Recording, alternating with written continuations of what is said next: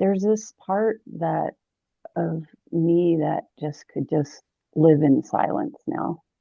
Like not really, I have this I notice the part of me that wants to take care of and go out there, and the character of Colleen feels fake now.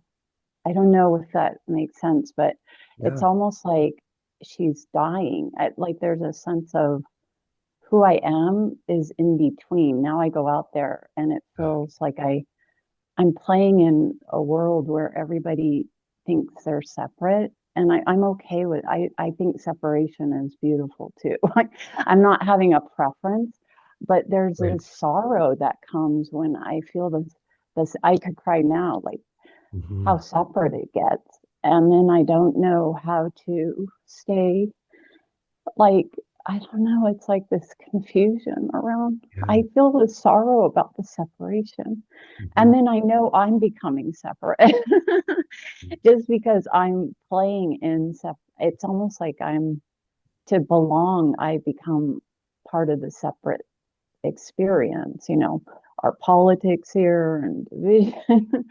And yet I see that it's all this play of energy, but there's this loss how to like I want to pull in to the quiet of the non I tend to only um like I love the dyads where I can rest there with another, and it's almost like coming out like I'm gay or something. Like, oh, there's no separation. And then I go in and I have friends that need help and their husband did this and then they're Yeah. and I somehow aren't I feel like I'm back in, and I feel like I keep dying like going back and forth, and it's Yeah. Yeah. I have no words for it, but it's it's intense. Yeah. Yeah. What Yeah. you're describing is exactly what happens for most people in this process. So yeah, so that like there's a point in the practice where we come to the witness and we come to this sense of peace, enjoying the stillness, enjoying the Hmm. silence. So we're not caught in the phenomena anymore, and it feels much better in that. But yet, it's like that's where this whole thing where it seems like I've got it, I've lost it, I've got it, I've lost it. I'm in peace, I'm in stillness, but now back in the world. And what the next step is to recognize the awareness that is aware of both, to intend to directly experience that awareness that is there, in that stillness and in the movement of the mind and the movement of life as well. And then, somehow as we start to recognize that awareness as what we are, and we rest as that, we start to have less preference towards one or the other end of that continuum, and you can start to see how, even in life, even when the mind is active or things are happening, that stillness is there. It's always there. It's like in Zen, they have that phrase, emptiness dancing.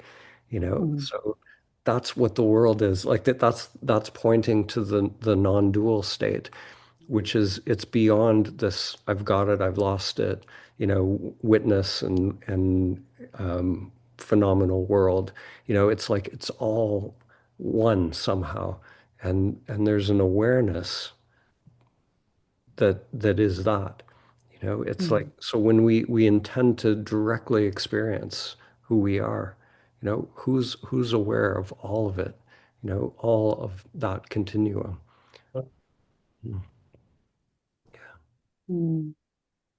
Yeah, thank you. I feel like uh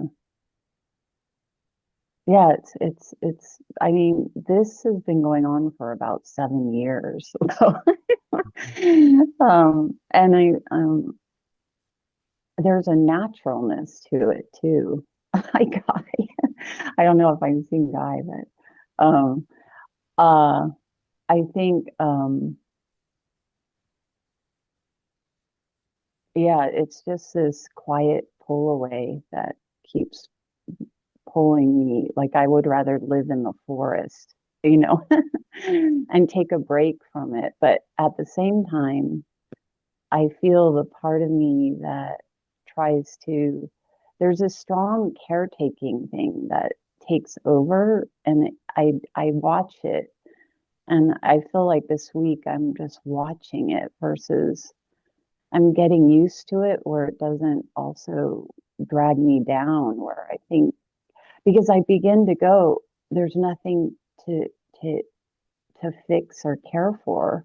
So I become this kind of different Colleen where it doesn't, it's like I don't, I think I heard the woman a couple before, she was saying, I don't want to lose that compassion's there, but like I have a funeral on Monday to go to for this, my family. And there's this also this sense like there's nothing really, I don't know, I go into the nothingness, I guess. Like there's nothing really happening. And I don't know if my mind's just using it to escape a bit, but it's like there's a part of me that would go to the funeral, but then there's this other part of Colleen that isn't really, and I just feel this emptiness about everything.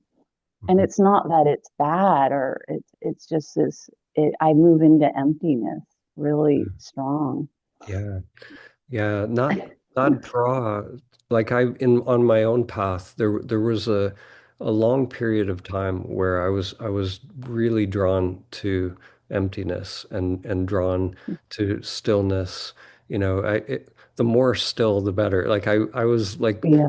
literally building a darkness retreat on my property and getting a flotation tank like the more still, the more I could just be in that exquisite stillness, Yeah. you know, the better. And I think there is a part of the path that is that, when there's, a pulling back from everything that is false, just letting go of all illusions and resting, with that stillness. And then, the unfolding, the mystery that happens from there is then, there can be an energy or life never stands still. So to me that stillness is like a seed, and there is a part of the path where it's like we're protecting the seed.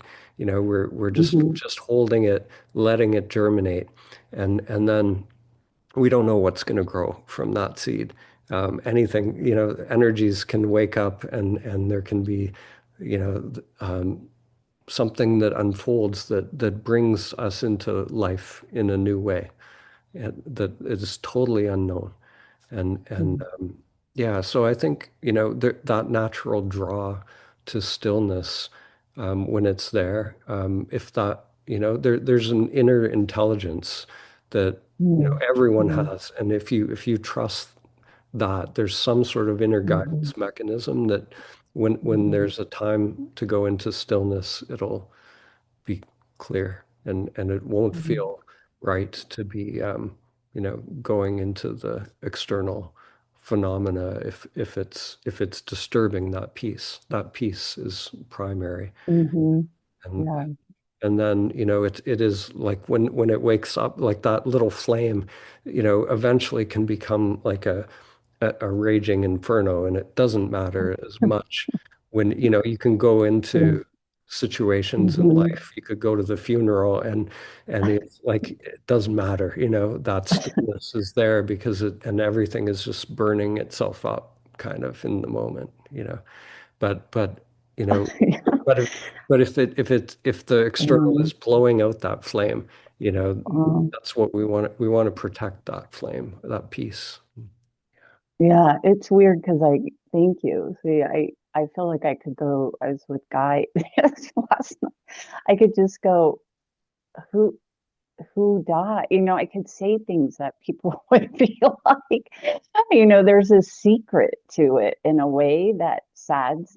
Like I would love to speak from the oneness, and I kind of, it's like, who died? I mean, Yeah, I could be like, if I really spoke, it's like it's this little inner secret in me that I think I don't like secrets or something. Like I'm keeping it to myself. And I remember when my grandfather died, I was around 7.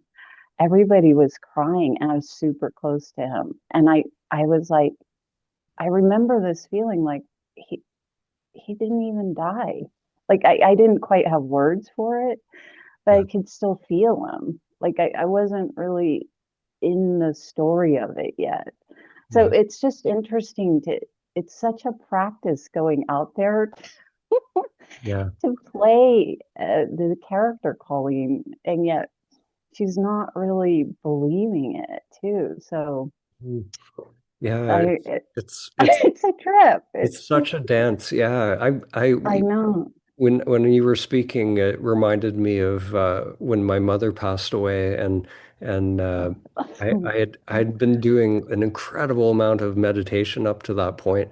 So I was in a space where, like I wanted to say to my family, she was never born and she never died. Like it's all the one conscious, but the family is they're Catholic, they're hardcore. Like I have like a mother superior and aunts and are nuns and stuff like that. So it wouldn't go over well. Right.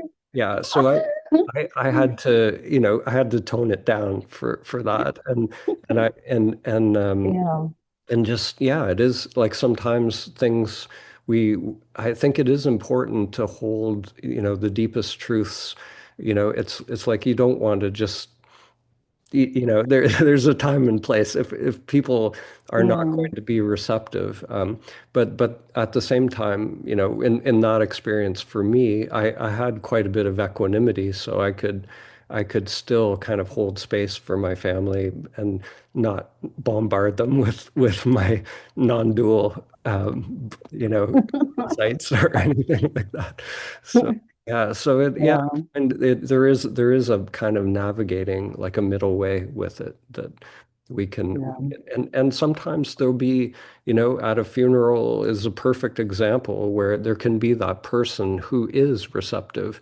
Suddenly your cousin that you've never connected with or whatever, it's like they're open and something will come through and there'll be a beautiful connection. Mhm. So yeah, like we never Mhm. know. Yeah. Mm. Thank you so much, Sarah. Thank you. Thank you.